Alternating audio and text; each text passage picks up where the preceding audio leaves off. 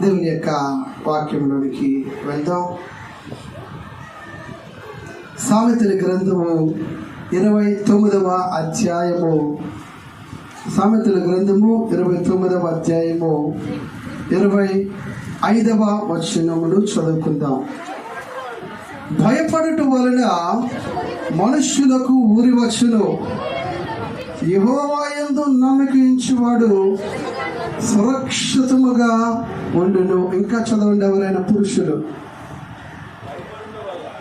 భయపడుట వలన మనుష్యులకు ఊరి వచ్చును, యెహోవా యందు నమ్మిక ఉంచువాడు సురక్షితముగా ఉండును. చాలు. ఇక్కడ భక్తుడైనటువంటి సొలొమోను గారు రాస్తూ ఉన్నారు ఈ మాటలు. చాలా మందికి ధైర్యము కంటే, చాలా మందికి వారి కలిగినటువంటి బలము మీద వారు ఆధారపడడం కంటే ఎక్కువగా దేనినైతే నమ్ముతారంటే మనుషులు భయాన్ని ఎక్కువ నమ్ముతారు. తెలుసా మీకు?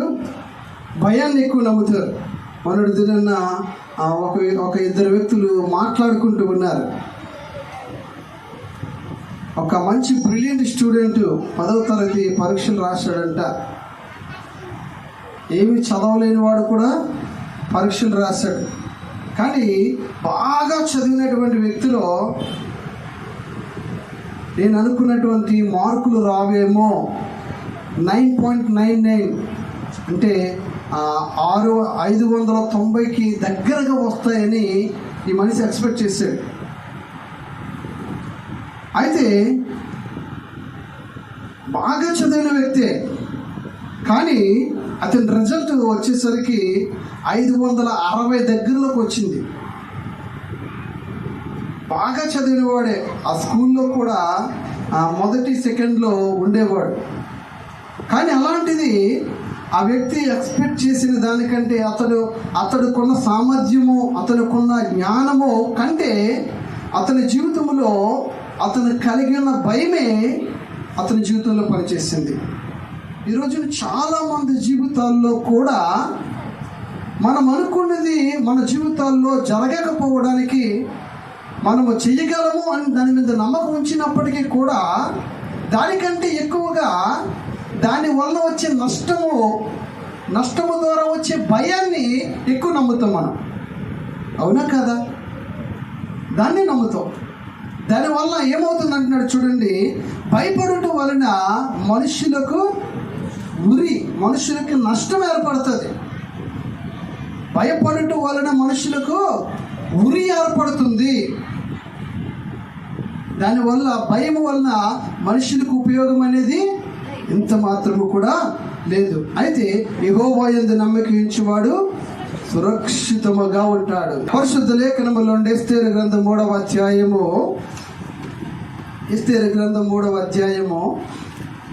3వ వచనం నుండి 6 వచనాలు చదువుదాం. రాజు గుమ్మమున రాజు సేవకులు, నీవు రాజ్యాజ్ఞను ఎందుకు మీరుచున్నావని మొర్దెకైని అడిగిరి. ఈ ప్రకారము వారును ప్రతిదినం అతనితో చెప్పుచూ వచ్చినను అతడు వారి మాట చెవిని పెట్టకపోయిను గనుక వారు మొర్దెకై యొక్క మాటలు స్థిరపడనో లేదో చూద్దామని దాని హామానునకు తెలిపిరి. ఏలయనగా అతడు, నేను యూదులను కనుక ఆ పని చేయించాలనని వారితో చెప్పి ఉండెను. మొర్దెకై వంగకయు నమస్కరింపకయు నుండుట హామాను చూచినప్పుడు బహుగా కోపగించి మొర్దెకై ప్రాణము మాత్రము తీయట స్వల్ప కార్యమని ఎంచి మొర్దెకై యొక్క జనులు ఎవరైనా తెలుసుకొని అహష్వేరోషు యొక్క రాజ్యమందంతటి నుండి మొర్దెకై స్వజనులకు యూదులందరినీ సంహరించుటకు ఆలోచించెను. ఇక్కడ ఒక రాజు దగ్గర, రాజు కంటే కొంచెము చిన్న స్థాయి కలిగినటువంటి ఒక వ్యక్తి ఉన్నాడు. అంటే రాజు కంటే రాజు తర్వాత మాట ఈయన మాట చెల్లుబాటు అవుతుంది. ఆ మనిషి పేరే హామాను. ఆ హామాన్ అనేటువంటి వ్యక్తి చాలా గర్విష్ఠుడు. ఎంత గర్విష్ఠుడు అంటే ఆ రాజుకి ఆ రాజమందిరంలో ఉన్నటువంటి మనుషులందరూ ఎలాగైతే వంగి వంగి దండాలు పెడతారో అలాగే నాకు కూడా అందరూ వంగి వంగి దండాలు పెట్టాలని ఆయన ఆలోచన, అహము, గర్వము. అయితే అదే గర్వముతో ఉన్నటువంటి ఆయన ఒక వ్యక్తిని చూశాడు. ఆయన పేరే మొర్దెకై. అదే రాజమందిరములో గేటు దగ్గర కాపలా కాస్తూ ఉంటాడు, గేటు కాపలాదారుడు. ఆయన ఏం చేస్తూ ఉన్నాడంటే ఆయనతో ఉన్నటువంటి సైనికులందరూ కూడా ఈ హామాను అనేటువంటి వాడు రాజమందిరం నుంచి వెళ్ళేటప్పుడు వచ్చినప్పుడల్లా వంగి వంగి దండాలు పెడుతూ ఉన్నారు. కానీ ఈయన మాత్రము దండం పెట్టడం లేదు. ఎందుకంటే వాళ్ళ ధర్మశాస్త్రం, వారి పరిశుద్ధ గ్రంథం ఏం చెప్తుందంటే మీరు మనుషులకి నమస్కరించవద్దు, ఏ ప్రతిమకు కూడా నమస్కరించవద్దు, దేవుణ్ణి మాత్రమే నమస్కరించండి అని చెబుతుంది. కాబట్టి ఆయన ఏం చేయడు, వంగి నమస్కారం చేయడు. అయితే ఈ విషయం కాస్త ఎక్కడికి వెళ్ళింది అంటే ఆ హామాను అనేటువంటి గర్విష్ఠుడి దగ్గరికి వెళ్ళింది. వెళ్ళగానే వాడేం చేశాడంటే, ఇదిగో అంటే ఈ జాతి వారందరూ కూడా ఇలాగూ నమస్కారం చేయరు కాబట్టి వీడు నొక్కడినే సంహరిస్తే ఏం ఉపయోగం, కాబట్టి ఈ జాతి వారు ఎవరెవరైతే ఉన్నారో వారందరినీ కూడా సంహరించాలి అనుకున్నాడు ఈ హామాన్. మరి అలాంటి పరిస్థితి తాకీదులు రాయించబడ్డాయి. అంటే మనకి జీవో ఇచ్చారంటారు కదా మన యొక్క ప్రభుత్వాలు. అలాగా రాజుల దగ్గరకు వచ్చేసరికి ఆయన చేవ్రాతతో రాసి వేలు ముద్ర, ఉంగరానికి ముద్ర వేసి అంటించి వాళ్ళు పంపిస్తారు. పంపించగానే రాజు చెప్పిన ఆజ్ఞ ఉన్నది ఉన్నట్లుగా వాళ్ళు ఆ దేశమంతా కూడా పాటించాలి. అలాగున ఈ హామాన్ అనేటువంటి వాడు ఈ యొక్క మొర్దెకై యొక్క జాతి వారందరినీ కూడా ఒకేసారి సంహరించేయాలనేటువంటి ఒక తాకీదు తీసుకొచ్చారు. మరి భయం అనేది ఎవరికైనా వస్తుంది. నేను రాదు అని చెప్పను. ఇలాంటి సందర్భం, ఇదిగో నీకు ఉరి తీయాలి అనేటువంటి సందర్భం వచ్చినప్పుడు భయపడరు మనిషి? ఎలాంటి వ్యక్తి అయినా భయపడతాడు, ఎంత ధైర్యవంతుడైనా భయపడతాడు. అయితే దేవుడు ఏమన్నాడు, నువ్వు భయపడి అదే భయములో నువ్వు జీవించొద్దు. జరిగిన సందర్భాన్ని బట్టి, జరిగిన పరిస్థితిని బట్టి నీకు భయం వేసింది. ఇక్కడ ఇశ్రాయేలీలు అనేటువంటి వారు, యూదులైనటువంటి వారికి కూడా భయం వచ్చింది. ఎందుకంటే ఒకానొక రోజున అందరి ప్రాణాలు కూడా రాజు తీసేస్తాడంట అనేటువంటి తాకీదుని, లెటర్ని వాళ్ళకి వచ్చింది. మరి వస్తే భయపడతారా లేదా? కానీ దేవుడు ఏమంటూ ఉన్నాడు ఇక్కడ చూడండి, అక్కడ చదవండి బైబిల్ గ్రంథంలో సామెతల గ్రంథం 29వ అధ్యాయం 25వ వచనం ఏమన్నాడు, భయపడటం వలన మనుషులకు ఉరి వస్తుంది. ఇక్కడ ఈ వార్త వినగానే ఏం చేయాలి, వీళ్ళందరూ కూడా భయపడాలి, భయాందోళనకు లోనైపోవాలి. అవునా కదా? నీ కుటుంబం అంతటినీ కూడా ఉరి తీస్తుంది అంటే ఎలా ఉంటుంది? ఏం చేయాలో అర్థం కాదు. ఆ ఉన్న సమయాన్ని కూడా ఏం చేసుకోవాలో అర్థం కాదు, ఎక్కడ ఉండాలో అర్థం కాదు. అలాంటి పరిస్థితి ఏర్పడుతుంది. ఈ యొక్క యూతులైనటువంటి వారికి అందరికి అదే పరిస్థితి ఏర్పడింది. ఎలాంటి పరిస్థితి అంటే ఒక తాకీదు రాయబడింది, మీరు ఒక్కొక్క దినాన్న మిమ్మల్ని అందరినీ కూడా రాజు చంపేస్తాడంట అనగానే వీరిలో విపరీతమైనటువంటి భయాన్ని కమ్ముకుపోయింది. అయితే భయపడడం వలన ఏమొస్తుంది? ఉరి వస్తుంది. భయపడడం వలన మరణం వస్తుంది. భయపడడం వలన అపజయం ఏర్పడుతుంది. భయపడడం వలన మనం నష్టపోతాం. కనుక భయం కలిగినప్పుడు దేవుడు ఏం చేయమన్నాడంటే యెహోవా యందు నమ్మిక ఉంచమన్నాడు. భయపడడం వల్ల నీకు ఉరి వచ్చును, యెహోవా యందు నమ్మిక ఉంచువాడు సురక్షితముగా ఉండును. దేవునికి స్తోత్రం. ఈ యొక్క యూదులైనటువంటి వారికి ఆ యొక్క వర్తమానం వినగానే భయం కలిగింది. కానీ వారు చేసే పని ఏంటో తెలుసా? భయం కలిగిన అదే భయంతో వారు ఉండిపోలే. ఏం చేశారు చూడండి, ఎస్తేరు గ్రంథం 4వ అధ్యాయము 15, 16, 17 వచనాలు. అప్పుడు ఎస్తేరు మొర్దెకైతో మరలా ఇట్లా, నీవు పోయి షూషానునందు కనబడిన యూదులనందరినీ సమాజ మందిరమునకు సమకూర్చి నా నిమిత్తము ఉపవాసముండి 3 దినములు అన్నపానములు చేయకుండి, నేనును నా పనికత్తులను కూడా ఉపవాసముందుము ప్రవేశించుటకు న్యాయ వ్యతిరేక్తముగానున్నను. నేను రాజు నద్దకు ప్రవేశించదును, నేను నశించదను. అటువలనే మొర్దెకై బయలుదేరి ఎస్తేరు తనకు ఆజ్ఞాపించిందంతటిని ప్రకారము జరిగించెను. వాళ్ళు కలిగినటువంటి భయమును ఎవరు కప్పు చెప్పడానికి వెళ్ళారు తెలుసా? వాళ్ళందరూ దేవుడి దగ్గరకు అప్పు చెప్పడానికి వెళ్ళారు. దేవునికి స్తోత్రం. హల్లెలూయా, హల్లెలూయా. భయపడటం వలన ఉరి కలుగుతుంది, ఉరి వస్తుంది. భయపడటం వల్ల నష్టం ఏర్పడుతుంది. భయపడటం వల్ల ఇంకా కుమిలిపోతాం. కనుక భయపడినప్పుడు నీవు ఆ భయములోనే, నీవు ఆ భయం కలిగిన వెంటనే నీవు ఆ యొక్క సందర్భాన్ని, ఆ యొక్క పరిస్థితిని నీవు దేవుని చేతికి అప్పగించాలి. ఇక్కడ ఏం చేస్తూ ఉన్నారంటే, ఈ ఎస్తేరు అనేటువంటి రాణి తన పిల్ల తండ్రిని, తన జాతి వారందరినీ కూడా చెప్తుంది, ఇదిగో మీరు ఉపవాసం ఉండి గోనె పట్టుకుని దేవాది దేవుని దగ్గర అప్పగించండి.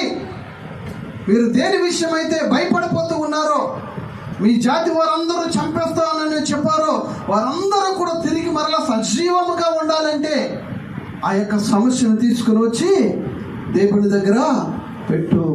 ఎలా జరుగుతుంది?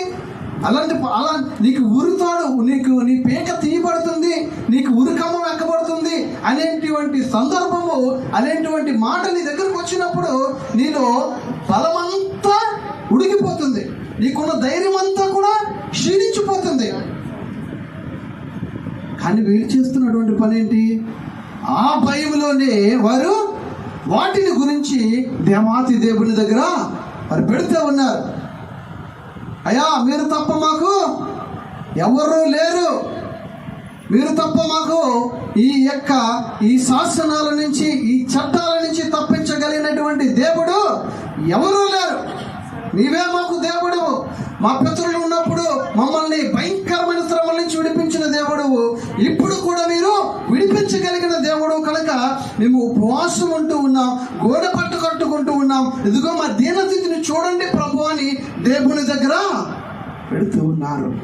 భయములో భయపడటం వలన నీకు ఉరి ఏర్పడుతుంది, ఉరి వస్తుంది. కాబట్టి ఆ భయములోనే నువ్వేం చేయాలి? యెహోవాకు నీవు వాటిని అప్పగించాలి. దేవునికి స్తోత్రం. అప్పుడేమవుతుంది? నీవు సురక్షితముగా ఉంటావు. ఎవరైనా అనుకోవచ్చు, అనగలరా సురక్షితంగా ఉంటారని?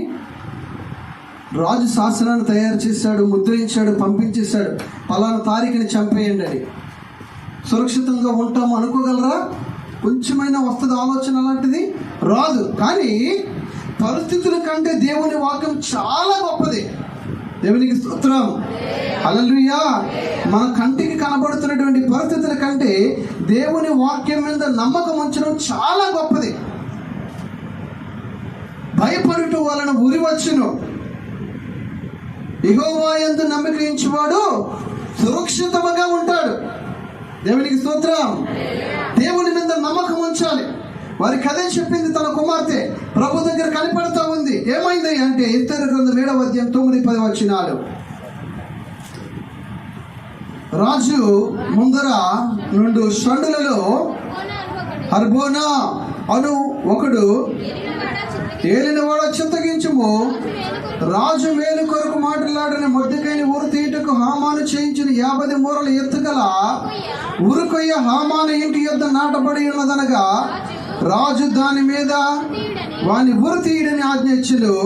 కాగా హామాను మొర్దెకైకి సిద్ధము చేసిన ఉరికొయ్య మీద వారు అతనిని ఉరి తీసిరి. అప్పుడు రాజు యొక్క ఆగ్రహము చల్లారెను. ఏ మనిషి అయితే, ఏ హామాన్ అయితే ఈ మొర్దెకై అనేటువంటి జాతి వారిని చంపేయాలని, ఈ మొర్దెకై అనేటువంటి వాడికి తన ఇంటి దగ్గర ఒక ఉరికొయ్యని, ఒక ఉరికంబాన్ని తయారు చేసి ఉంచాడో, అదే ఉరికొయ్యకి, అదే ఉరికంబానికి ఈ హామాన్ అనేటువంటి వాడినే ఉరి తీశారంట. దేవునికి స్తోత్రం. వారికి పుట్టినటువంటి, హామానుకు పుట్టినటువంటి కుమారులందరినీ కూడా చంపేశారంట. ఈ హామాన్ అనేటువంటి వాడు మొర్దెకైని, వారి సంతానాన్ని, వారి జాతి వారిని ఒకేసారి సమూలముగా నాశనము చేయాలని ప్రణాళిక కలిగి ఉన్నాడు. వారు ఏం చేశారు? వారికి వచ్చిన బాధని ప్రభు దగ్గర పెట్టారు. ప్రభువా, ఈ మనుషుని వలన మాకెంత బాధ ఏర్పడుతుంది. మా కుటుంబాలు, మా బిడ్డలు, మా సంతతి వారు, ఇంకా మా సంతతి అనేది ఇంకా ఈ భూమి మీద లేకుండా చేయాలని ఈ మనుషుడు అనుకుంటున్నాడు అని చెప్పినప్పుడు ఏమవుతుందో తెలుసా? దేవుడు మన కొరకు పూనుకుంటాడు. భయపడడం వలన ఉరి వచ్చి చేస్తారు. అదే భయపడకుండా నీకు వచ్చిన సమస్యను యెహోవా దగ్గర పెట్టినప్పుడు ఆయన నిన్ను సురక్షితముగా ఉంచుతాడు. దేవునికి స్తోత్రం కలుగును గాక. హల్లెలూయా. వీళ్ళు ఈ సమస్యను పెట్టగానే దేవుడు వచ్చి పూనుకున్నాడు. ఎలా పూనుకున్నాడంటే, ఏ మనుషుల కొరకైతే ఇలాంటి శాసనాన్ని రాసి ఇచ్చాడో ఈ హామాను అనేటువంటి వాడు, దేవుడు ఏం చేశాడంటే ఆ శాసనాన్ని కొట్టేసి ఈ హామాను వారి కుటుంబం వారందరి కొరకు మరొక శాసనాన్ని దేవుడు రాసి పెట్టాడు. దేవునికి స్తోత్రం.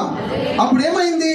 ఎవరైతే చంపబడ్డారో, ఎవరైతే భయాందోళనలో ఎవరైతే చంపబడాలో ఆ యూదులైనటువంటి వారు, ఎవరైతే చంపబడాలో, ఎవరైతే భయాందోళనలో ఉన్నారో ఆ యూదులైనటువంటి వారి పక్షముగా దేవుడు ఒక తీర్పు ఇచ్చాడు.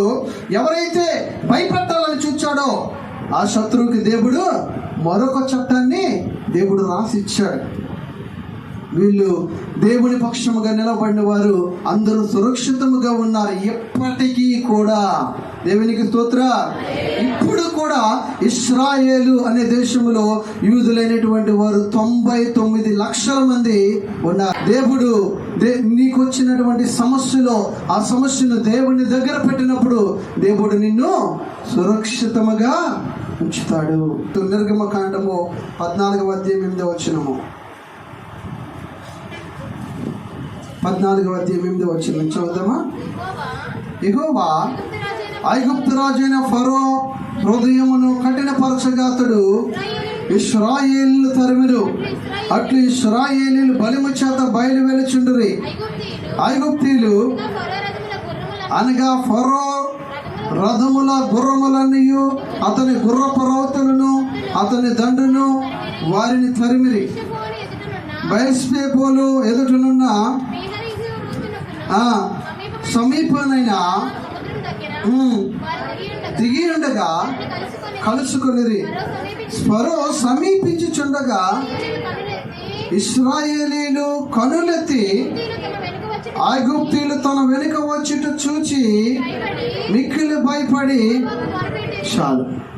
ఇక్కడ ఐగుప్తు అనేటువంటి బానిసత్వంలో ఈ ఇశ్రాయేలు ప్రజలందరూ ఉన్నారు. ఆ దేశంలో బానిసలుగా బ్రతుకుతున్నప్పుడు దేవుడు మోషేని పంపించి ఆ బానిసత్వం నుంచి దేవుడు విడిపిస్తాడు. విడిపించగానే రాజు అంటాడు, బాబు మీకు నమస్కారం, మీ వలన మా దేశంలో ఉన్న మనుషులు, పంటలు, పొలాలు, నీరు అన్నీ కూడా కలుషితమైపోయాయి. కాబట్టి ఇక మీరు మా దగ్గర ఉండవు, తెలుపండి అని రాజు విసుగు చెంది ఇశ్రాయేల్ అంతని కూడా పంపించేస్తాడు. పంపించేసిన తర్వాత వారు వాళ్ళ దగ్గర ఉన్న బంగారాన్ని అడిగి తీసుకుని వెళ్ళిపోతారు. వెళ్ళిపోయిన తర్వాత మరలా ఈ రాజుకి ఏమవుతుందంటే తన మనసు కఠినపరిచేసుకుంటాడు. మరలా అనవసరంగా వీళ్ళు ఎందుకు పంపించేసాము, మనల్ని ఎంత శ్రమలు పెట్టిన వాళ్ళని వీరిని విడిచిపెట్టకూడదు, ఇంకా వీరిని మనల్ని బానిసలుగానే వారిని వాడుకోవాలి అనే ఉద్దేశంతో వారు ఏం చేస్తారంటే తిరిగి మరలా రాజు సైన్యాన్ని పంపిస్తాడు. వాళ్ళ వెనకాతల ఇశ్రాయేలు వారి మట్టుకు వారు వెళ్ళిపోతుంటే వాళ్ళ వెనకాతల ఈ రాజు సైన్యాన్ని, రథాలని, గుర్రపు రౌతుల్ని పంపించి వారిని చంపేయండి ఆ రాజు ఆర్డర్ వేస్తాడు. ఇకనే 10వ వచనంలో చూడండి. ఫరో సమీపించుచుండగా ఇశ్రాయేలీయులు కన్నులెత్తి ఐగుప్తీయులు తమ మీదకు వచ్చిట చూచి మిక్కిలి భయపడిరి. అవునా కదా? ఏ దేశంలో బానిసలుగా ఉన్నారో ఆ దేశస్తులందరినీ బాధ పెట్టి, శ్రమలు పెట్టి వచ్చేస్తున్నప్పుడు వారు తిరిగి మరలా ఆ దేశ సైన్యం అంతా కూడా వచ్చి వీరిని చంపడానికి వస్తూ ఉందంటే భయం ఉంటుందా ఉండదా? ఉండదా? ఖచ్చితంగా ఉంటుంది. వాళ్ళు ఎంత బలవంతులో వీళ్ళకి తెలుసు. వాళ్ళ దగ్గర వెట్టి చాకరీ చేస్తారు. 430 సంవత్సరాలు బానిసలుగా బ్రతికారు. వాళ్ళ గురించి బాగా తెలుసు. మరి వాళ్ళే ఖడ్గాలు పట్టుకుని, రథాలు పట్టుకుని వాళ్ళు వీరిని చంపడానికి వస్తున్నారంటే ఖచ్చితంగా వారికి భయం పుడుతుంది. దేవునికి స్తోత్రం. ఆ భయం పుట్టింది. కానీ ఏం చేస్తారు? కంటిన్యూ చూడండి. భయపడిరి, యెహోవాకు మొరపెట్టిరి. దేవునికి స్తోత్రం. హల్లెలూయా.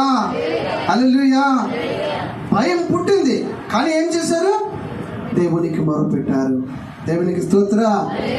సందర్భాలు ఏర్పడినప్పుడు, ఒక పరిస్థితులు ఏర్పడినప్పుడు, ఒక కష్టతరమైనది ఏర్పడినప్పుడు, ఒక శత్రువు నిన్ను దాడి చేయడానికి వస్తున్నాడు అని నీ దగ్గరికి వచ్చినప్పుడు, కొంతమంది నీ కొరకు గుమ్ముకూడుకుంటున్నారు అని నీకు తెలిసినప్పుడు, నిన్ను ఒంటరిని చేయాలి, నిన్ను నాశనం చేయాలి, నీ జీవితాన్ని పాడు చేయాలని కొంతమంది ప్రయత్నం చేసినప్పుడు నీకు భయం పుడుతుంది ఆ వార్త విన్నప్పుడు.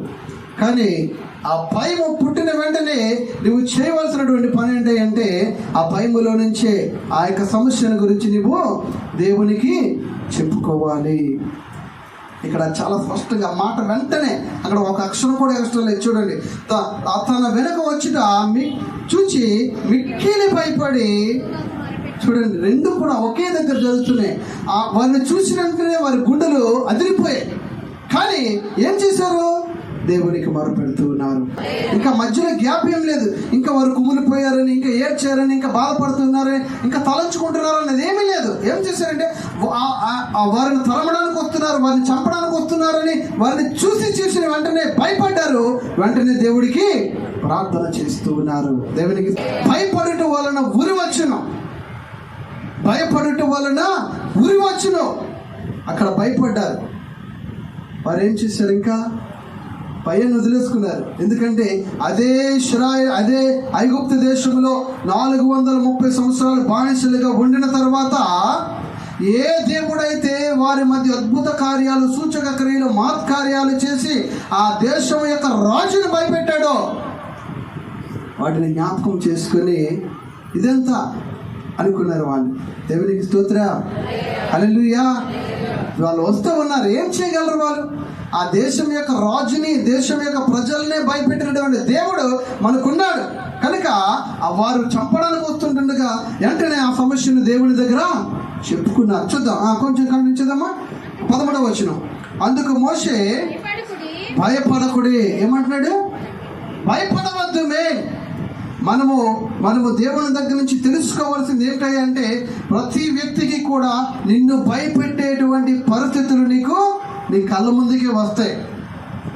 నిన్ను ఇబ్బంది పెట్టేటువంటి పరిస్థితులు నీ కళ్ళ ముందుకే వస్తాయి. అయినప్పటికీ కూడా నాయకుడైనటువంటి వాడు ఏం చెప్తూ ఉన్నాడు? భయపడవద్దు. నిన్ను భయపెట్టే సందర్భాలు చాలా ఉన్నాయి. వాటిని చూసి భయపడవద్దు. ఏమంటున్నాడు మోషే? భయపడవద్దు. యెహోవా నేడు మీకు కలుగజేసే రక్షణ మీరు ఓరక నిలిచి ఉండండి. భయపడినప్పుడు ఊరకన ఉంటామా? ఉండగలమా? ఒక భయం, ఒక గుర్రపు రౌతులతోటి, రథములతోటి సైన్యం వస్తుంది చంపడానికి. ఊరకనే మౌనముగా ఏది ఆలోచించకుండా ఉండగలమా? ఏమనుకుంటాం? అలాగ సైన్యం వస్తుండగానే మొదట నన్ను చంపుతాడో, నా పక్కన చంపుతాడో, నా వెనకాతలను చంపుతాడో, లేకపోతే ముందు చంపితే నేను ఎలా పారిపోవాలో అనుకుంటామా లేదా? ఖచ్చితంగా మనిషిలోనే ఒక భయం అనేది ఏర్పడినప్పుడు మనిషి హృదయం పరిపరి విధాలుగా మనిషి హృదయం ఆలోచిస్తూ ఉంటుంది. అందుకే మోషే అంటున్నాడు, ఇదిగో మీరు ఊరకనే నిలిచి ఉండండి. మీరు ఏమీ చేయొద్దు. మీరు భయపడ్డారు కదా వారిని చూసి, ఆ సమస్యను దేవుని దగ్గర అప్పగించారు కదా, ఊరకుండండి. ఏమవుతుందా? కంటిన్యూ. 16వ వచనం. మీరు నేడు చూచిన ఐగుప్తీయులకి మీదట మరి ఎన్నడూ చూడలేరు. యెహోవా మీ పక్షమున యుద్ధము చేయను. హల్లెలూయా. ఏం చేయాలంట? దేవుడు మన పక్షముగా ఎవరితో యుద్ధం చేస్తాడు? నిన్ను ఎవరైతే బాధ పెడుతున్నారో, నిన్ను ఎవరైతే భయపెడుతున్నారో, నిన్ను ఎవరైతే హింసిస్తూ ఉన్నారో, నిన్ను ఎవరైతే నిందిస్తూ ఉన్నారో, నిన్ను ఎవరైతే క్రూరంగా కొడుతూ ఉన్నారో, నిన్ను అవమానిస్తూ ఉన్నారో, వారితో నువ్వు యుద్ధం చేయాల్సిన అవసరం లేదు. ఎవరు చేయొచ్చు? ఎవరు చేస్తారు? ఒకవేళ నువ్వే చేసావు అనుకోండి, చేయగలవా? ఈ 6.5 లక్షల మంది ప్రజలు ఆ ఇశ్రాయేలు దేశంలోని బానిసలుగా ఉన్నారంటే వాళ్ళతో యుద్ధం చేయలేకే వీళ్ళు బానిసలుగా ఉన్నారు. అయితే వీళ్ళే యుద్ధం చేసి వాళ్ళు గెలవగలరంటే వీళ్ళు ఏం చేస్తారు? అప్పుడే తిరుగుబాటు చేస్తారు. యుద్ధం చేసి గెలవలేరు కాబట్టే వాళ్ళు బానిస బ్రతుకుతూ ఉన్నారు. కాబట్టి నిన్ను భయపెట్టేటువంటి సమస్యను బట్టి నీవు వారితో యుద్ధం చేస్తే వారిని ఓడించవచ్చు కదా అని మాత్రం ఎప్పుడు అనుకోవద్దు. చాలా సందర్భాల్లో మనిషి చేసేటువంటి పెద్ద పొరపాటు అదే, పెద్ద తప్పు కూడా అదే. నీకు ఏదైనా ఇబ్బంది కలిగించే మనుషులు, నిన్ను భయపెట్టే మనుషులు, నిన్ను నిందించే మనుషులు, నీ నాశనాన్ని చూడాలి అనుకునేటువంటి మనుషులు నీ దగ్గరకు వచ్చినప్పుడు నేనే వాళ్ళతో పోరాడుతాను అనే విధంగా వెళ్తాం. నా ఆలోచనలే ఫలిస్తాయి అన్నట్టుగా వెళ్తాం. నేను ఇది చేస్తే వాళ్ళు బాధపడతారు, వాళ్ళు ఓడిపోతారు అనుకుంటాం. అలా చేస్తే నీవు యుద్ధం చేస్తే అది ఎవరు గెలుస్తారో చెప్పలేము. కానీ నిన్ను బాధ పెట్టినటువంటి వారి పక్షముగా నీవు ఆ ఇబ్బందిని దేవునికి అప్పగించినప్పుడు దేవుడు వారితో యుద్ధము చేస్తాడు. దేవునికి స్తోత్రం. దేవుడు వారితో యుద్ధం చేస్తే ఎలా ఉంటుంది? నీవు తన్నుకుంటే ఎలా ఉంటుందో ఒకసారి ఆలోచించండి. నిన్ను బాధ పెట్టేవారిని, నిన్ను భయపెట్టేవారు, నిన్ను హింసించేటువంటి వారితో నువ్వు గొడవ పెట్టుకొని, కొట్లాట పెట్టుకొని, నా బలం ఎంత, నా పలుకుబడి ఎంత, నా జ్ఞానం ఎంత అని నువ్వు కొట్లాడుకున్నావు అనుకో, నువ్వు వారితో ఓడిపోవచ్చు, గెలవచ్చు, రెండిట్లు ఏదైనా అవ్వచ్చు. కానీ అదే సమస్యను నువ్వు దేవుని దగ్గర పెట్టినప్పుడు మోషే చెప్తూ ఉన్నాడు, యుద్ధం ఎవరు చేస్తారు? యెహోవా చేస్తాడు. ఒకవేళ నువ్వే భయపడిపోయావు అనుకో, భయపడినా సార్ బాధే. భయపడటం వల్ల నీకు ఊరు వస్తుంది, చస్తావు నువ్వు అంతే. భయపడడం వల్ల నీ సమస్య తీర్చబడదు, భయపడడం వల్ల నీ ఇబ్బంది తీర్చబడదు. ఆ భయములోనే నువ్వు దేవునికి వాటిని అప్పగించినప్పుడు దేవుడు నిన్ను సురక్షితముగా ఉంచువాడై ఉన్నాడు. దేవునికి స్తోత్రం. మోషే చెప్తున్నాడు తన ప్రజలతో, అయ్యా మీరు మౌనంగా ఉండండి, దేవునికి అప్పగించండి, దేవుడు వారితో యుద్ధము చేస్తాడు. ఏమైంది చదమ్మా 22 20 నుంచి చదువుదామా. 20 అది ఐగుప్తీయుల సేనలు ఇశ్రాయేలీయుల సేనకు నడుమ ప్రవేశించింది. ఏంటి ప్రవేశించింది? దేవుని యొక్క మేఘము. మనం శుక్రవారం చదువుకున్నాం, ధ్యానం చేసాం. దేవుని మేఘము నీ దగ్గర ఉండను, వెళ్ళిపోతాను అన్నది, మీ మధ్యకు వస్తాను అన్నది. మధ్యకు వస్తే ఏమవుతుంది? ముందున్నటువంటి వ్యక్తి మధ్యకు వస్తే ఏమవుతుంది? ఇక్కడ రాయబడింది చూడండి. నీళ్లు చదవం. అది ఐగుప్తీయుల సేనకు ఇశ్రాయేలు సేనకు నడుమ ప్రవేశించిన ఏమిటంటే దేవుని మేఘము. అది మేఘము కనుక వారికి చీకటి కలిగిన కానీ రాత్రి వారికి వెలుగునిచ్చిన కనుక రాత్రి అంతే ఐగుప్తీయుల సేన ఇశ్రాయేలీయుల సేనను సమీపించలేదు. అంటే చీకటి కమ్మేసింది. శత్రువు ఎవరైతే ఇశ్రాయేల్ భయపెట్టారో ఆ భయపెట్టినటువంటి ఆ మనుషునికి కళ్ళు కనిపించకుండా చిమ్మ చీకటి కలిగినట్లుగా దేవుడు చేసేసాడు. ఏమైంది చదువు 22 నీళ్ళు విభజింపబడగా ఇశ్రాయేల్ సముద్రం మధ్యను 6 నేల మీద నడిచిరి. ఆ నీళ్లు వారి కుడి ఎడమ ప్రక్కలను వారికి గోడ వలె ఉండును. ఐగుప్తీయులు ఫరో గుర్రములను, రథములను, రౌతులను వారి తరిమి సముద్రం మధ్యను చేరేరి. ఏం చేశారంటే ఆ ఇశ్రాయేలీలు అనేటువంటి వారు ఒక దేశాన్ని దాటి ఇంకో దేశానికి వెళ్ళి బాగానే పంపించేశాడు. కానీ తిరిగి మరలా ఆ రాజు మనసు మార్చుకొని వారిని చంపేయండి అని ఆర్డర్ వేశాడు. వేయగానే వీళ్ళు ఏం చేశారు? మీరు భయపడ్డారు కానీ దేవుడికి అప్పగించారు. అప్పగించగానే దేవుడు మోషే ద్వారా వారు వెళ్తున్నటువంటి ప్రదేశానికి ముందుగా ఆ సముద్రమే ఉంది. అయితే అటు వెళితే సముద్రంలో పడి చవ్వాలి, లేకపోతే ముందుకు వస్తే ఆ సైన్యం చేతిలో చవ్వాలి. అయితే ఆ సైన్యం చేతిలో పడకుండా వీళ్ళు ఏం చేస్తారు? ముందుగా ఆ యొక్క భయపెడుతున్నారని వారు దేవునికి ఆ సమస్యను అప్పగించారు. ఆ దేవునికి ఆ సమస్యను అప్పగించగానే వీరేమయ్యారు అంటే ఆ యొక్క ఇశ్రాయేల్ ప్రజలు ఏమయ్యారంటే అవతలకు దాటాలంటే ఏం చేయాలి? సముద్రం దాటాలి. సముద్రం దాటాలంటే వారి చేతకు అవుతుందా? అవదు. అందుకే మోషే ద్వారా ఆ సముద్రముని ఇలా కర్రతో కొట్టగానే సముద్రం ఏమైంది అంటే 2 పాయలుగా విడిపోయిందంట. మధ్యన ఆరిపోయిన నేల కనబడిందంట. ఆ నేలలో వీళ్ళందరూ కూడా నడిచి వెళ్ళిపోయారు. ఎవరు? ఇశ్రాయేల్ ప్రజలు. వారు వెళ్ళిపోతూ ఉంటే ఈ ఎవరైతే భయపెట్టారో ఈ ఐగుప్తీయులు వారు కూడా రథములు వేసుకొని, గుర్ర పర్వతాలు వేసుకొని, ఆ కత్తిని పట్టుకొని, కటారాలు పట్టుకొని ఆ ఇశ్రాయేలు చంపడానికి వెనకాతలు పరిగెడుతూ ఉన్నారంట. పరిగెడుతూ ఉన్నప్పుడు ఏమైందమ్మా చదువు 27 మోషే సముద్రం మీద ఆ చేయి చాపగా పొద్దుపరిచినప్పుడు సముద్ర మధ్యము అధిక బలముతో తిరిగి పొరలను గనుక ఐగుప్తీయులు దాన్ని చూచి వెనుకకు పారిపోయి అప్పుడు యెహోవా సముద్రం మధ్యలో ఐగుప్తీయులు నాశనము చేస్తుడు. నీళ్లు తిరిగి వచ్చి ఆ రథములను రౌతులను వారి వెనుక సముద్రంలోనికి వచ్చి ఫరో యొక్క సర్వసేనను కమ్మివేసెను. ఎవరైతే ఇశ్రాయేలీయుల ప్రజలు భయపెట్టాలనుకున్నారో, చంపాలనుకున్నారో వారికి ఏమైందో తెలుసా? ఎవరు కనబడలేదంట. సముద్రాన్ని దాటి వెళ్ళిపోయాడు. ప్రజలందరూ ఇశ్రాయేలీయులు మోషే తిరిగి మరలా కర్రతో కొట్టగానే సముద్రం యథావిధిగా మూసిపోయింది. అప్పటికే ఆ ఐగుప్తీయులు అనేటువంటి వారు, శత్రులు అనేటువంటి వారు పరుగులెత్తుకుంటూ వీరు చంపడానికి వచ్చి సముద్రం మధ్యలో ఉండిపోయారు. వారు ఇటు వెళ్ళలేరు, అటు వెళ్ళలేరు. అలాంటి సందర్భాల్లో కర్రతో కొట్టగానే మోషే సముద్రము గుర్రాలు, రౌతులు, కర్రలు, కత్తులు, కటారాలు, కిరీటాలు అన్నీ కూడా సముద్రంలో కలిసిపోయాయి. అందుకే అన్నాడు, ఇప్పుడు చూసినటువంటి ఐగుప్తీయుల సైన్యము మరి ఎప్పుడు కూడా నీకు కనబడరు. పడవద్దు. భయపడటం వలన ఉరి మనకు వస్తుంది, ఉరి వస్తుంది. యెహోవాకు మనం అప్పగించినప్పుడు మనము చాలా సురక్షితముగా మనం ఉండగలము. హెబ్రీయులకు రాసిన పత్రిక 11వ అధ్యాయం 27వ వచనము. హెబ్రీయులకు రాసిన పత్రిక 11:27. విశ్వాసమును బట్టి అతడు అదృశ్యమైన దానిని చూచినట్టు స్థిరబుద్ధి గలవాడై రాజాగ్రహమునకు భయపడక ఐగుప్తును విడిచిపోయిన. ఇక్కడ మోషే గురించి చెప్పబడుతూ ఉంది. మనం చాలాసార్లు మోషే గురించి చెప్పుకున్నప్పుడు, మాట్లాడుకున్నప్పుడు మోషే రాజుకు భయపడి పారిపోయాడు అంటాం చాలా వరకు. కానీ ఇక్కడ ఏమని రాస్తున్నాడు చూడండి,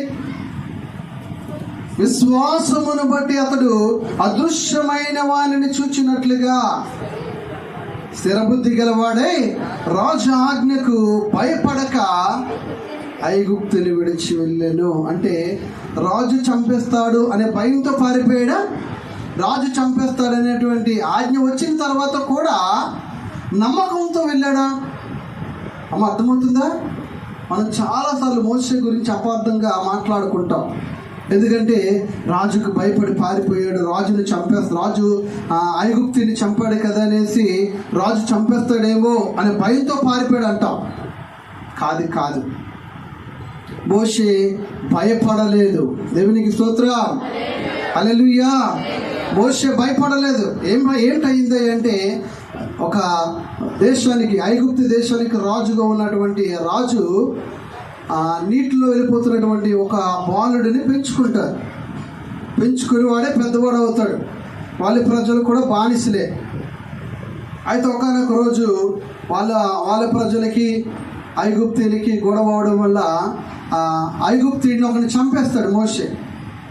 చంపేయగానే ఈ విషయం కాస్త వెళ్ళి రాజు దగ్గరికి వెళ్ళిపోద్ది. చంపిన వ్యక్తి ఎవరు?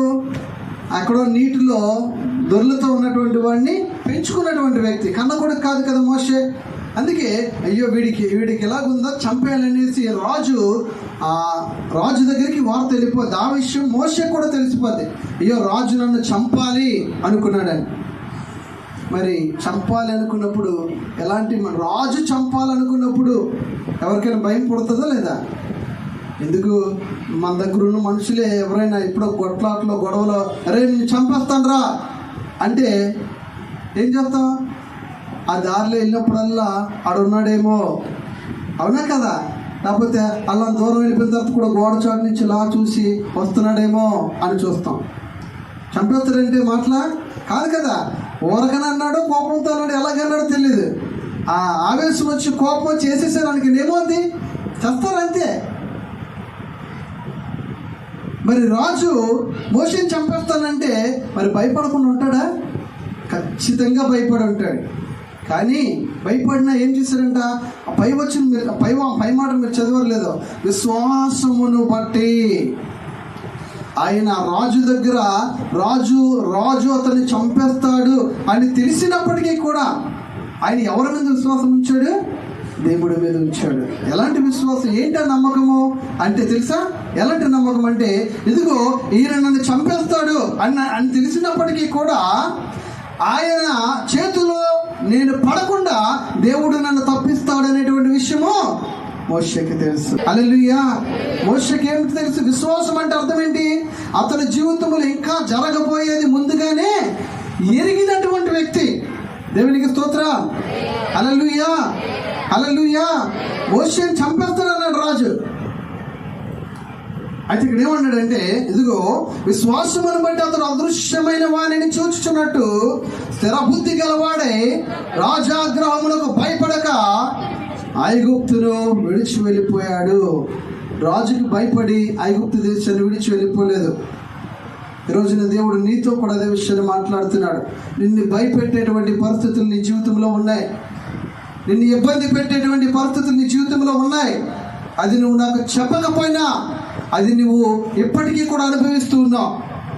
నిన్ను ఏదైతే భయపడుతుందో ఆ భయపెట్టేటువంటి ఆ భయాన్ని బట్టి నువ్వు దిగులుతో కలతతో ఉండిపోవద్దు.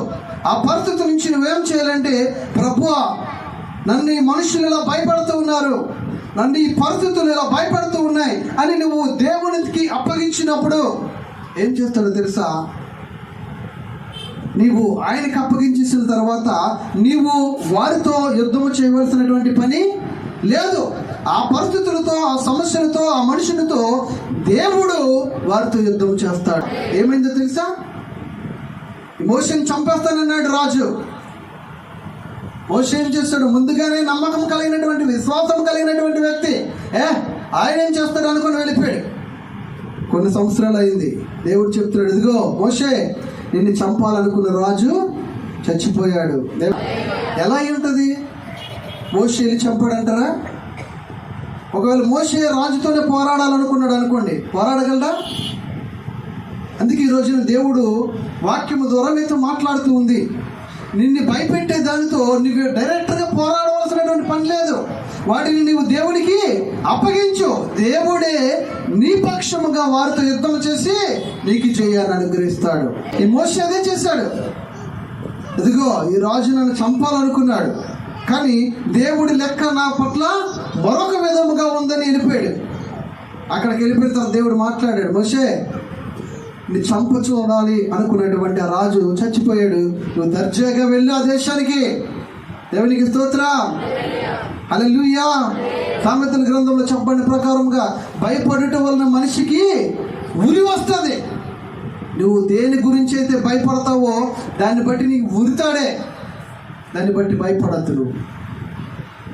నువ్వు యెహోవా యందు నమ్మకించు, యేసు మీద నమ్మకం ఉంచు. దేని విషయం అయితే భయపడుతున్నావో ఆ భయపడే దాని విషయమై దేవుని మీద నమ్మకం ఉంచు. అప్పుడు దేవుడు నిన్ను సురక్షితముగా ఉంచుతాడంట. హల్లెలూయా. కొంచెం ముందుకు వెళ్తున్నాను. మొదటి సమూయేలు గ్రంథము 17వ అధ్యాయం త్వరగా చూద్దామా? 17వ అధ్యాయము 20వ వచనం నుండి.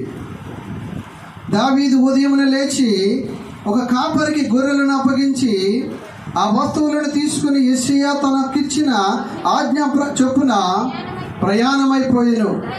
అయితే అతడు కందకమునకు వచ్చినప్పటికీ వీరును పంక్తులు తీరి జయము జయమని ఆర్చుచు యుద్ధమునకు సాగుచుండేది. ఇక్కడ యెషయా అనేటువంటి ఒక వృద్ధ మనుషుడు, ఒక వృద్ధులు ఉన్నారు.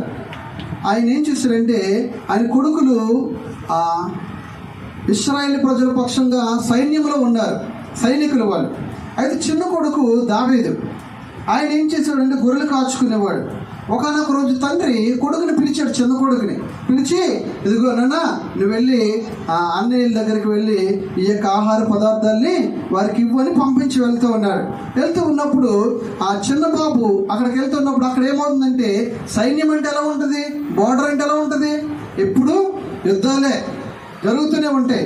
అలాగే కరెక్ట్గా ఈ దావీదు వెళ్ళేటప్పటికి అక్కడ భయంకరమైన యుద్ధం జరుగుతూ ఉందంట.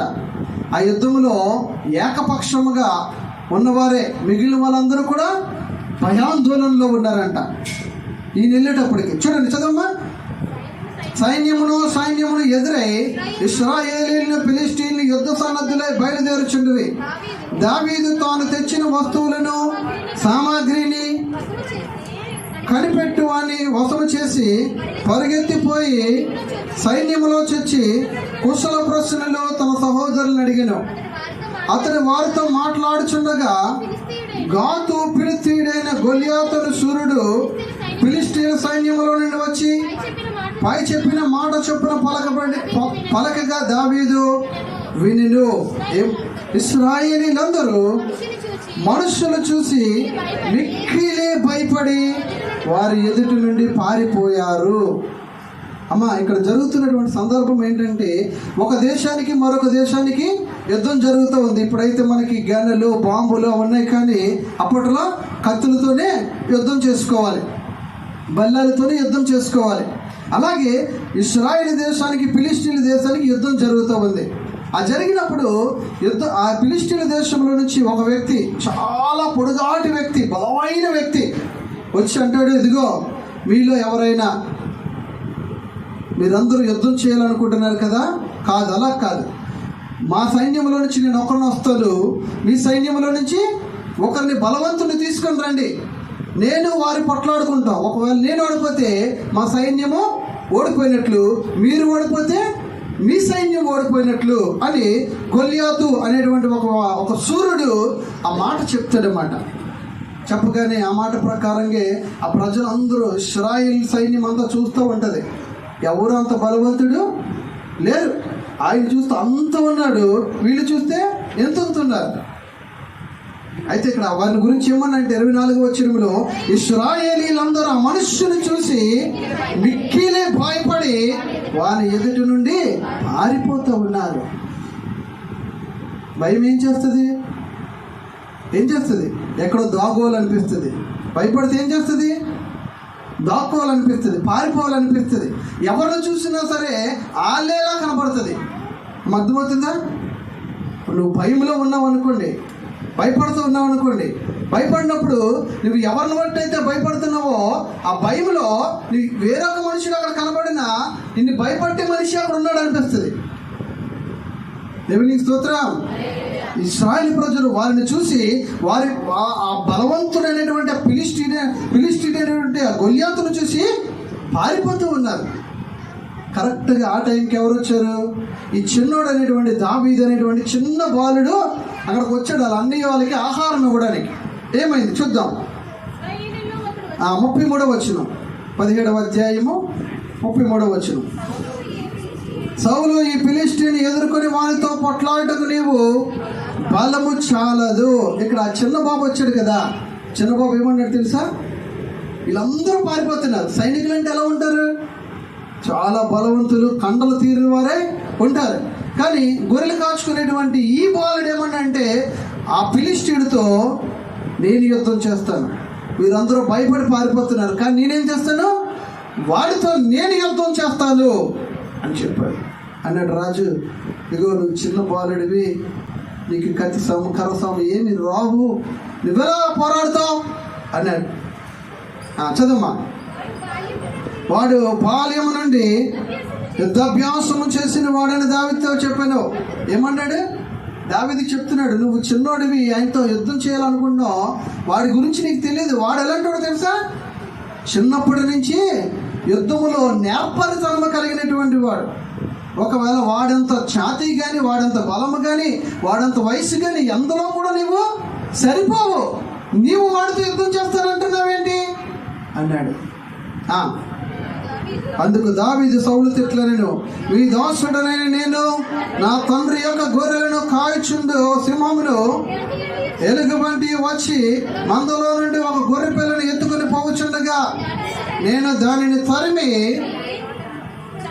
చంపి దాని నోట నుండి ఆ గొర్రెను విడిపించి తిని, అది నా మీదకి రాగా దాని గడ్డము పట్టుకొని దానిని కొట్టి చంపి తిని, మీ దాసుడనైన 36 వచనం, మీ దాసుడనైన నేను ఆ సింహమును ఎలుగుబంటిని చంపి తిని జీవము గల దేవుని సైన్యమును తిరస్కరించిన ఈ సున్నతి లేని ఫిలిష్తీయుడి వాటిలో ఒకదాని వలె అగుననియు సింహము యొక్కయు బలము నుండి ఎలుగుబంటి యొక్క బలము నుండి నన్ను రక్షించిన యెహోవా. ఏం చెప్తున్నాడు తెలుసా? రాజు అంటున్నాడు ఈ బాబుని చూసి, బాబు నువ్వు చాలా చిన్నవాడు, ఆయనతో ఆ శత్రువు అయినటువంటి వాడితో పోలిస్తే నువ్వు ఎందుకు పనికిరావు, వాడిని చూసి మా సైన్యమే భయపడిపోయి వచ్చేసింది, నువ్వు వెళ్తానంటున్నావేంటి అన్నాడు. అంటే ఏం చెప్పాడు తెలుసా? నేను అరణ్యంలో గొర్రెలు కాచుకునేవాడిని. గొర్రెలు కాచుకున్నప్పుడు నా గొర్రెలు తినాలని సింహం వచ్చింది, నా గొర్రెలు తినాలని ఎలుగుబంటి వచ్చింది. వాటిని ఏం చేశాను తెలుసా? చీల్చేశాను. ఎందుకు అనుకున్నావు? నా పక్షముగా దేవుడు ఉన్నాడు. హల్లెలూయా. వాటికంటే వీడు గొప్పవాడా? నీ సైన్యం అంతా భయపడుతుంది, కానీ నేను మాత్రం భయపడటం లేదు. వాడిని ఎవరికి అప్పగిస్తాను? నేను దేవునికి అప్పగిస్తాను. యుద్ధము నాది కాదు, యుద్ధము యెహోవాదే. నిన్నేదైతే భయపడుతుందో, నిన్ను భయపడుతున్నటువంటిది, దాన్ని చూసి నువ్వు భయపడవలసినటువంటి పని లేదు.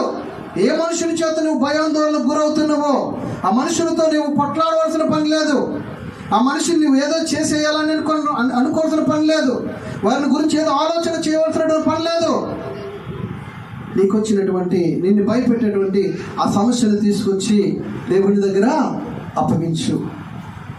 దావీదు అదే చేస్తాడు. ఎవరికి అప్పగిస్తున్నాడంట? జీవము కలిగిన యెహోవాకు అప్పగించను. హల్లెలూయా, హల్లెలూయా. చూద్దామా మొదటి సమూయేలు గ్రంథము 17వ అధ్యాయము 46 చదువుదామా?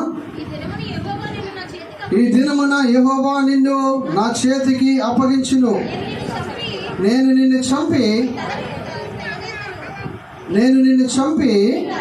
నీ తల తెగవేతును. చాలు. ఎంత ధైర్యం ఉంటే అలా మాట్లాడతారు? ఇశ్రాయేలు సైన్యములో ఒక్కడు కూడా ఆ గొల్లియాతు అంత ఎత్తు కానీ, అంత బలము కానీ, అతని చేతిలో ఉన్నటువంటి బల్యములు కానీ ఎవ్వరికీ లేవు. అలాంటి గొల్లియాతును చూసి ఆ దేశంలో ఉన్న సైనికులు పారిపోయారు. ఈ బాలుడు వచ్చి ఏమంటున్నాడు? ఇతనుకున్న ధైర్యం ఏంటి? అతని చేతిలో ఉన్నటువంటి ఆ యొక్క క్యాటర్ బాల తీసుకున్న రాళ్ళ, ఇతనుకున్న ధైర్యం ఏంటి? అక్కడ అంటున్నాడు చూడండి 46వ వచనంలో, ఆ దినమున యెహోవా నిన్ను నా చేతికి. మనమైతే ఏమంటాం? ఒకళ్ళ ఎదుటి వ్యక్తితో, నిన్ను భయపెట్టే వారితో నువ్వు యుద్ధానికి వెళ్ళినప్పుడు ఏమంటావు? నా బలం ఎంతో తెలుసా, నా వెనకతలు ఎవరున్నారో తెలుసా, నాకు వాళ్ళు తెలుసు, నాకు వీళ్ళు తెలుసు అని వెళ్తాం. తర్వాత ఏం చేస్తాం? బోర్లు పడి నిన్ను భయపెట్టే వారితో నువ్వు యుద్ధమే చేయొద్దు. అసలు నిన్ను భయపెట్టే వారితో నువ్వు గొడవాడొద్దు, నిన్ను అవమానించే వారితో నువ్వు కొట్లాటకు వెళ్ళొద్దు. వాళ్ళు అనుకుంటారా ఏమనట్లేదు కదా, మౌనంగా ఉంటున్నారు కదా, వాళ్ళు ఏం చేయగలరు కదా అని నువ్వు అనుకుంటున్నావు. శత్రువు అలాగే అనుకుంటాడు మౌనంగా ఉండేటువంటి వారిని గురించి. వీడేం చేస్తాడు, వీరేం చేస్తారు, ఈమెం చేస్తుంది అనుకుంటారు. మౌనముగా ఉన్నటువంటి వారు ఏం చేయాలి? దేవునికి వాటిని అప్పగించే మనుషుని గురించి. అయ్యా దావీదు చెప్తున్నాడు, అయ్యా నీ సైన్యం అనేటువంటి ఇశ్రాయేలు సైన్యమే పారిపోతుందయ్యా, నువ్వు ఏర్పరిచిన రాజు భయపడిపోతున్నాడయ్యా, ఇదిగో నీ సైన్యాన్ని భయపడుతూ ఉన్నారు, నీ ప్రజలైనటువంటి వారు ఏమి చేయలేరే అని అనుకుంటున్నారు అని దావీదు ఆ గొల్యాతును గురించి దేవుడి దగ్గర చెప్తూ ఉన్నాడు. చెప్పి వాడి దగ్గర నిలబడ్డాడు. ఆయన చూస్తే ఆమడు ఉన్నాడు, ఈయన చూస్తే ఎంతున్నాడు. ఈయన మాటలు ఎలా ఉన్నాయి చూసారా? ఏమన్నాడు చూడండి, ఈ దినమున యెహోవా నిన్ను అంటే ఎలా ఉంటుంది? ఒక సైనికుడి దగ్గరికి నేను ఇల్లు అలాగ అన్నాను అనుకోండి, నీకు చంపేస్తాను అన్నారు అనుకోండి, సైనికుడు ఎంత ఉంటాడు? ఒక సైనికుడు మామూలుగా అంత ఉంటాడు. వారు నేను అలాంటి మాట అన్నాను అనుకోండి, కింద నుంచి ఇలా పైకి చూసి నవ్వుతాడు. అవునా కదా? మరి ఇక్కడ చిన్న బాలుడు అంటున్నారు, అంటే 18 సంవత్సరాలు కూడా నిండినటువంటి వారు కాదు. అలాంటి ఆయన ఫిలిష్తీయుల దేశంలో బలవంతులైనటువంటి వారిలో ఒకరిని ఎన్నుకొని వారు యుద్ధానికి వచ్చాడు. ఈయన ఏం చేస్తూ ఉన్నాడు? ఆయనకి ఎదురుగా ఉండి మాట్లాడుతూ ఉన్నాడు. ఏమన్నాడు? చదవమ్మా. నేను నిన్ను చంపి నీ తల తెగవేతును, ఇశ్రాయేలీల్లో దేవుడు ఉన్నాడని లోక నివాసులందరూ తెలుసుకున్నట్లు. చాలు. అసలు ఈ మాట ఎవరు అనాలి? సౌలు రాజు అనాలి. అవునా కదా? దేవుడు వారిని ఏర్పరచుకొని దేశానికి రాజు లేనప్పుడు మొదటిగా రాజుని ఆ దేశంలో ఆయన పెట్టాడు, స్థిరపరిచాడు. అక్కడ ఉన్న సైన్యానికి తెలుసు వాళ్ళకి ఆ దేవుడు ఎలాంటి వాడో, ప్రభువుని యేసు ఎంత గొప్ప కార్యాలు చేస్తాడో. ఎదుటి వ్యక్తి భయపడేటువంటి ఆ భయాన్ని బట్టి భయపడేటువంటి మనుషులు వీళ్ళు కాదు.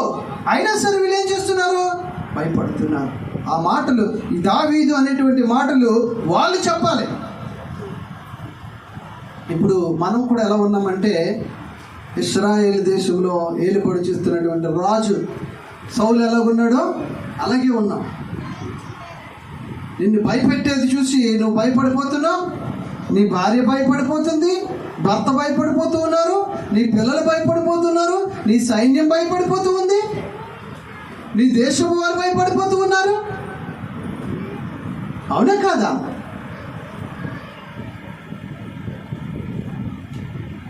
అలాంటిది దావీదు అంటూ ఉన్నాడు, ఇదిగా ఈ సున్నతి లేని ఫిలిష్తీయుడు ఏపాటి వాడు, నీ తలకాయ నరికి నేను తీసుకుని వస్తాను చూడు.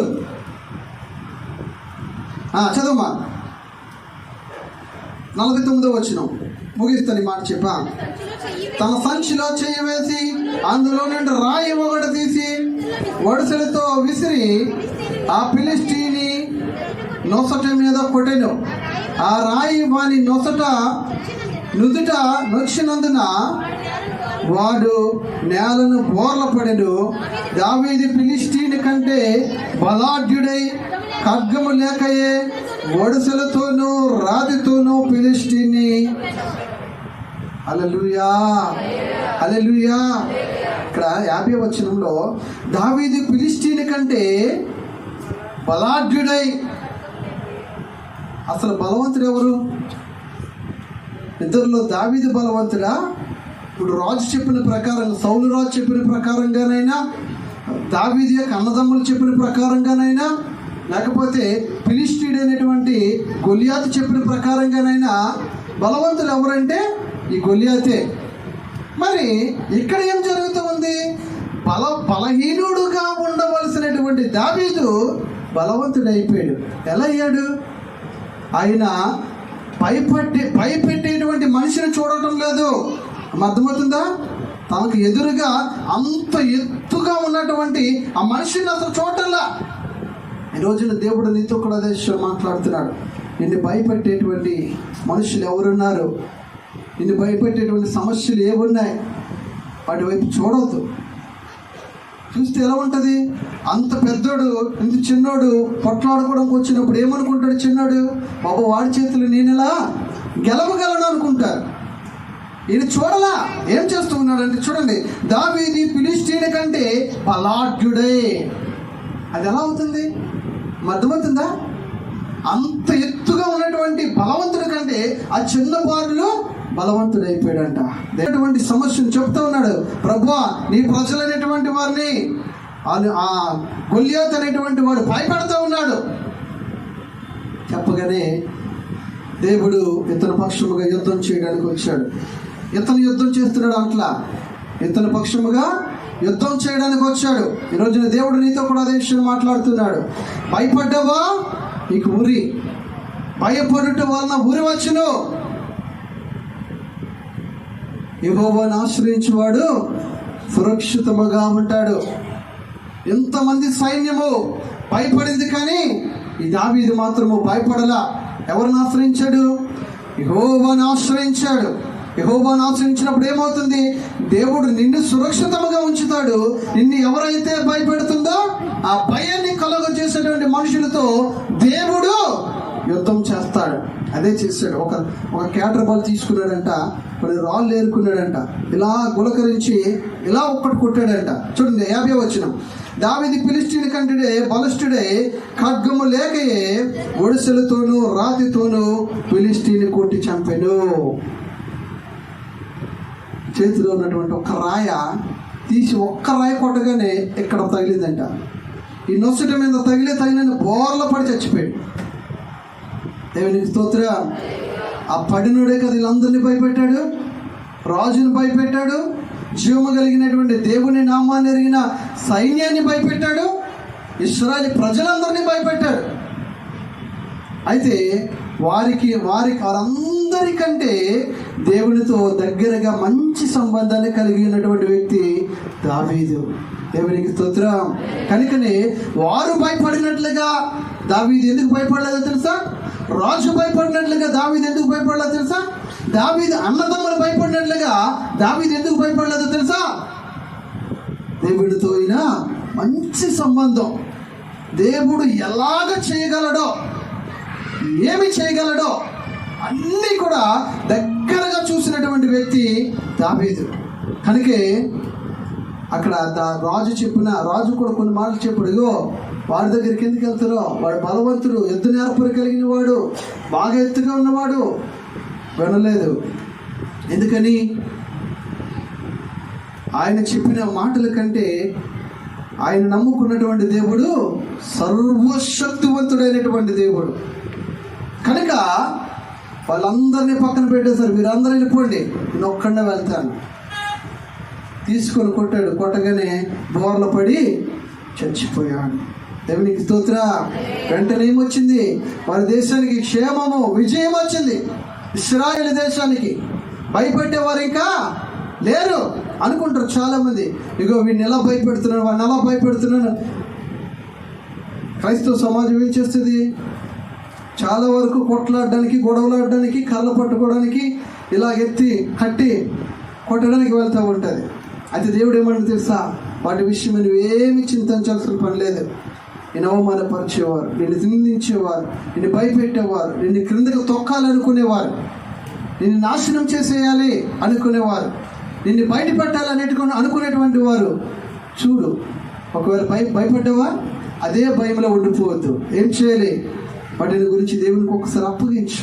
ప్రభువా, వీళ్ళు ఎలా చేస్తున్నారు, ఏం చేయాలి అన్నప్పుడు చూస్తూ ఉన్నాం.